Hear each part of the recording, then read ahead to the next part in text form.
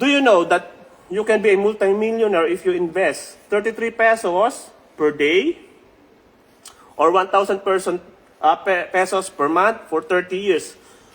Within 30 years daw, pwede ka magkaroon ng 3.5 million pesos kung mag-iipon ka ng 1,000 pesos monthly or 33 pesos per day.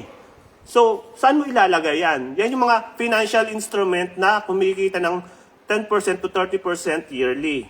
Gusto mong malaman kung saan yan? I-PM mo ako, kabayan. I-comment mo dito yung information mo kung gusto mong matuto. Pag-usapan natin yan.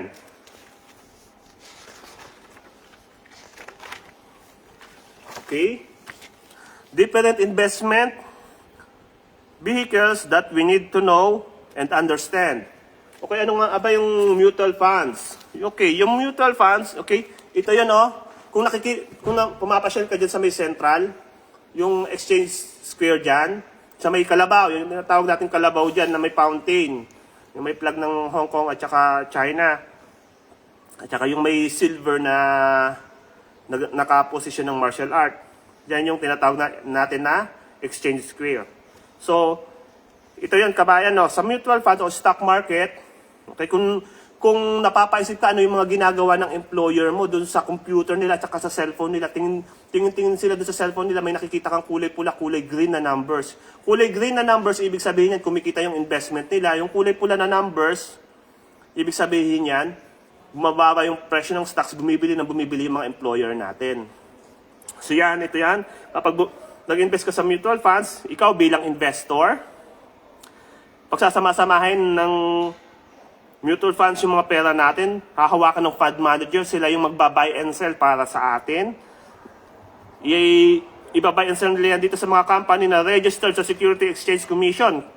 Company na kagaya ng Jollibee, URC, Meralco, BPI, PLDT, Ayala Land, Megaworld, RFM, SM, PNB, at marami pang iba.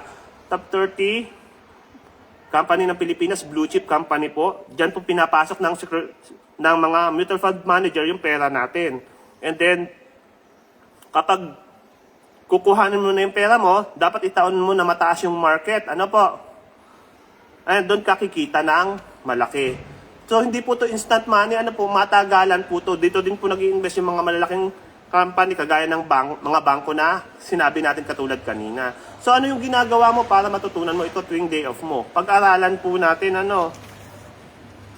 So, lagi pong pag-aaral. Hindi po pwede kasi na papasok ka lang dito sa isang school tapos hindi ka mag-aaral. Dapat ikaw mismo o hands-on ka na pupuntahan mo. Di ba kapag gusto mong i-enjoy yung beach dito sa Hong Kong, anong ginagawa mo? Pupuntahan mo talaga. So ganun din po dito sa school na sinasabi ko na kailangan pupunta ka at attend ka ng mga seminars po natin. Okay?